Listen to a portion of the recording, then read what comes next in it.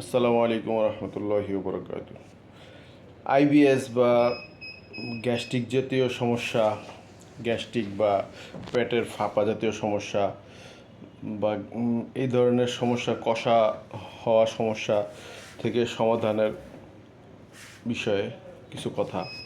আইবিএসে কারণে মানুষ অনেক কষ্ট ভোগ করতে থাকে। আমি আমার পার্শ্ববর্তী আমার একজনকে দেখলাম যে তারা অনেক কষ্ট ভোগ করতে থাকতো, বিভিন্ন ধরনের গ্যাস্ট্রিকের ওষুধ খাইতো, তারপরও তাদের কাজ হতো না। বিভিন্ন ধরনের কষ্ট দেখা গেছে, কষা হতো, কষার জন্য ওষুধ খাইতো, তারপরও কাজ হতো না। ডাক্তারের এগুলো আইবিএস হলে ডাক্তারের একটা কমন ওষুধ খেতে হয়, মানে এটা নিয়মিত, যেটা ওষুধ ছাড়ার কোনো চান্স নাই।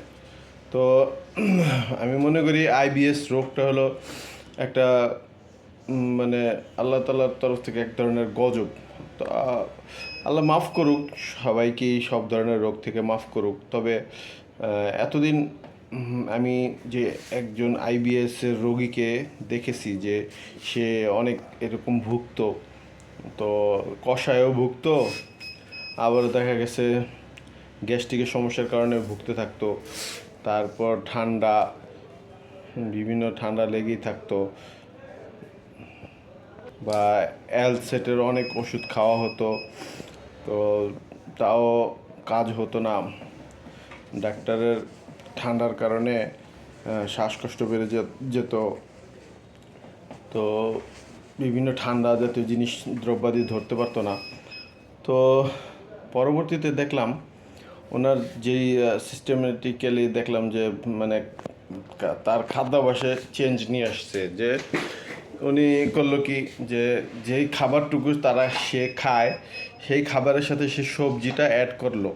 তো সবজি অ্যাড করার কারণে দেখলো যে আল্লাহর রহমতে তার আইবিএসের সমস্যা, যেটা কষার সমস্যা বা ঠান্ডা লাগা জনিত সমস্যা, এগুলো হয় না, বা ওষুধ থেকে সে মুক্তি পেতে পারতেছে। তো অনেকে হয়তো গাছগাছালি বা অনেক ধরনের ওষুধ হতে পারে বা খেতে পারে, বা ওই যে অনেকে খায়, ইসবগুলের ভুসি বা বিভিন্ন ধরনের জিনিসপত্র খায়, প্রাকৃতিকগত ওষুধ, এগুলো ঠিক আছে। কিন্তু আইবিএসের আমি মনে করি যে খাদ্যাভ্যাসে যদি আপনি সবজিটা অ্যাড করতে পারেন, বিভিন্ন ধরনের স্টাইল করে সবজি রেঁধে খাওয়া দাওয়া করেন, তাহলে আশা করি আইবিএসের থেকে তারা মুক্তি পেতে পারবেন।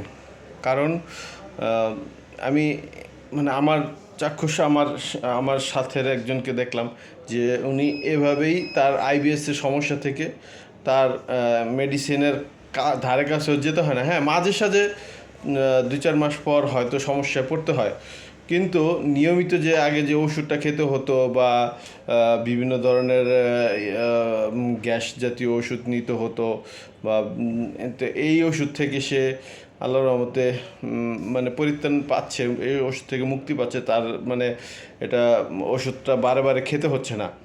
তো যারা এই সমস্ত আইবিএসের রোগে ভুগতেছেন, তারা এই সিস্টেমটা ফলো করলে আশা করি ইনশাল্লাহ আপনাদের এই রোগ থেকে মুক্তি পাবেন। আল্লাহ তালা আমাদের সবাইকে রোগ শোক থেকে মুক্তি দান করেন, আমিন। জাযাকুমুল্লাহু খাইরান ফিদ দারাইন। ভিডিওটি ভালো লাগলে লাইক, কমেন্ট, শেয়ার করে সাবস্ক্রাইব করে আমাদের সঙ্গে থাকবেন।